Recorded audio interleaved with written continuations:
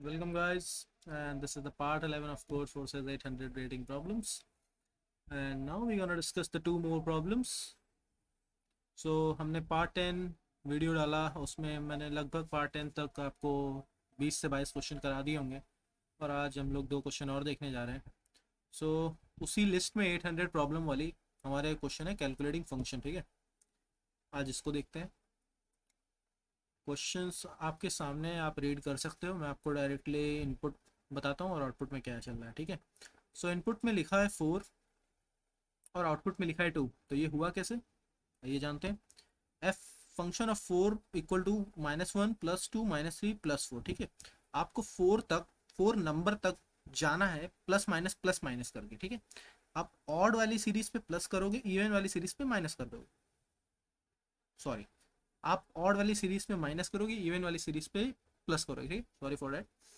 और function of 5 पे ही same आप देख सकते हो इस जगह पे. ठीक है, देखो, फंक्शन ऑफ 5 पे ऑड वाली सीरीज पे आपने माइनस लगाया, इवन वाले डिजिट्स पे आपने प्लस किया, तो उसका आंसर जो आएगा वो है -3. ठीक है, सिंपल सा क्वेश्चन. इसका कोड भी देखते हैं. आइए, ये रहा कोड आपकी स्क्रीन पर. सी, हमने हेडर फाइल इंक्लूड किया. एक सेकेंड, मैं स्क्रीन थोड़ा बढ़ा देता हूँ. हमने हेडर फाइल इंक्लूड किया.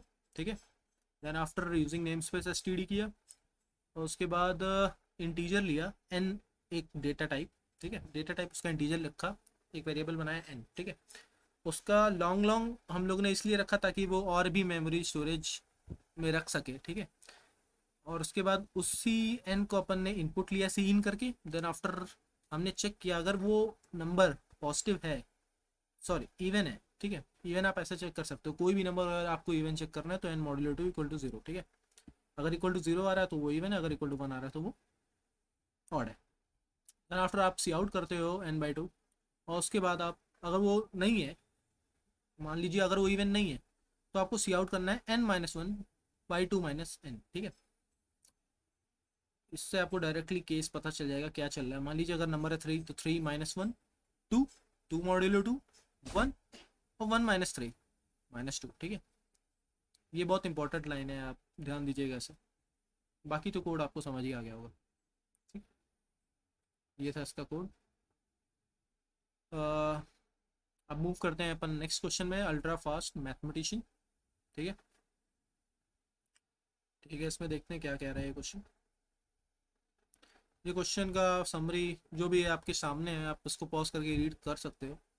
मैं डायरेक्टली आपको इनपुट और आउटपुट के माध्यम से क्वेश्चन समझाता हूँ. ठीक है, सी, इनपुट में अपना है 1010 100 और 0100 101, और उसके बाद आउटपुट में आ रहा है 111001. ठीक है, कैसे आ रहा है, सी, यहाँ पे एक सेकंड नोट दिया है क्या इसमें, नहीं, चलो मैं समझा देता हूँ.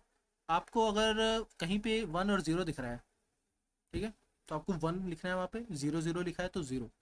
ठीक है, 11 दो बार है तो आपको 0 लिखना है. जैसे बाइनरी में आप एडिंग करते हो ना, सेम वही है, बाइनरी डिजिट्स की एडिंग है. चलिए, जैसे इसमें इनपुट में देखोगे आप, इस वाले इनपुट में, ठीक है, 000 111. ठीक है, 0 + 1 क्या दिखाया था उसमें, बाइनरी एडिशंस में 1 होता था, 10 1 + 0 1 होता था. ठीक है, 1 1 0 होता था, ये ध्यान रखना. और 0 0 भी, मतलब कोई दो अगर सेम डिजिट्स हैं तो अपना 0 आता था, और कोई दो आइडेंटिकल हैं तो 1 आता था. ठीक है, ये ध्यान रखना. इसमें इस वाले इनपुट में आइए, वही सेम चीज़ देखते हैं. दो सेम डिजिट तो 0 आया, दो आइडेंटिकल 1 आया, दो सेम 0, दो सेम 0, दो सेम 0. ठीक है, आई होप आपको समझ में आ गया होगा इसमें कैसे एडिशन करते हैं. ठीक है, so let we see the code. Sorry, मैंने दूसरा कोड खोल दिया. हाँ, ये रहा इसका कोड स्क्रीन पर.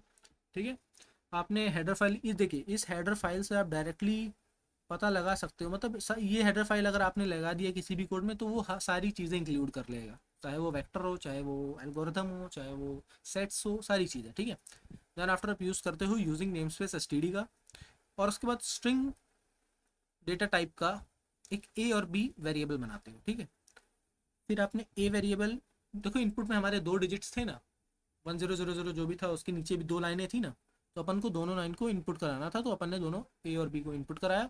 फिर उसके बाद लूप चलाया ए के साइज तक. ठीक है, और चेक किया अगर हमारा A of I equal to B of I है, यानी कि सेम डिजिट है, तो अपने को सी आउट करना है 0, जैसा मैंने आपको पहले बताया।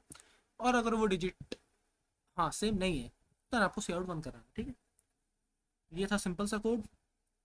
और फिर उसके बाद अपन कोड से रिटर्न बैक हो जाते हैं, ठीक है। और क्वेश्चन ये पे ख़त्म हो जाता है।